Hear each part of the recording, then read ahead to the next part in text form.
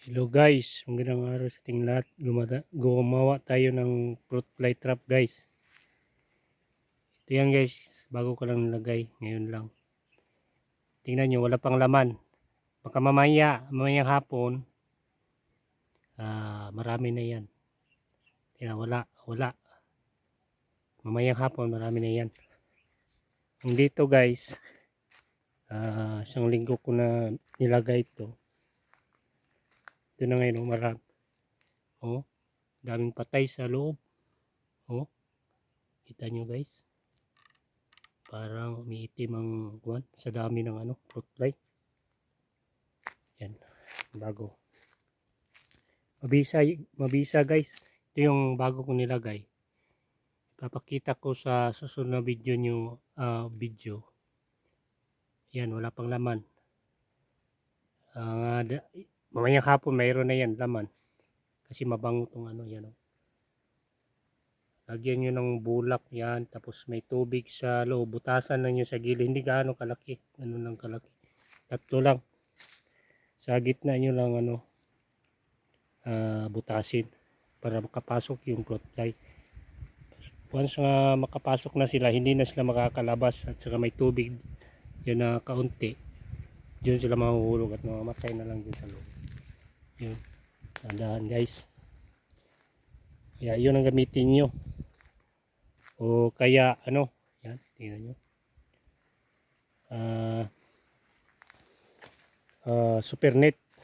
Pwede din spray. Kahit tatlo ang gamitin, maganda para mapuksan talaga yung mga fruit fly na sanhi ng pagdilaw sa mga bunga ng ampalaya natin o pagbaluktot. Ilagay nyo lang sa gilid guys yung yung fruit fly trap para hindi sila makapasok. Ganyan. Bawat distansya, ilagay na lang ng bawat 3 dipa o 2 dipa bawat sa isang kanto para hindi sila makapasok sa loob ng ninyo area ng ampalaya. Ayan. Kami ito dito dati dyan ito bago na to nilagay. Yan may may dalawa kaagad na pumasok. Yan kita nyo. Tatlo pala. Andun yung isa. Yan. Sa online ko binili guys. Yan na lang ninyo sa yung i-search na nyo lang yun sa app na 'di ba online. Yung sikat na app. I-search na ninyo fruit fly trap, kita nyo doon ang yung tawag doon. Fruit fly trap na Ito yan guys Yan may nga sa sobrang bango kasi may kukapit pa nga fruit fly. Pinatay ko.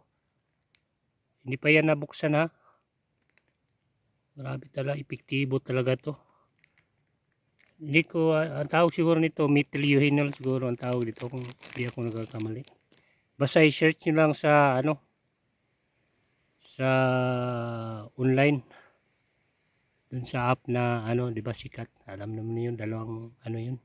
May is at saka il. Yun na yun.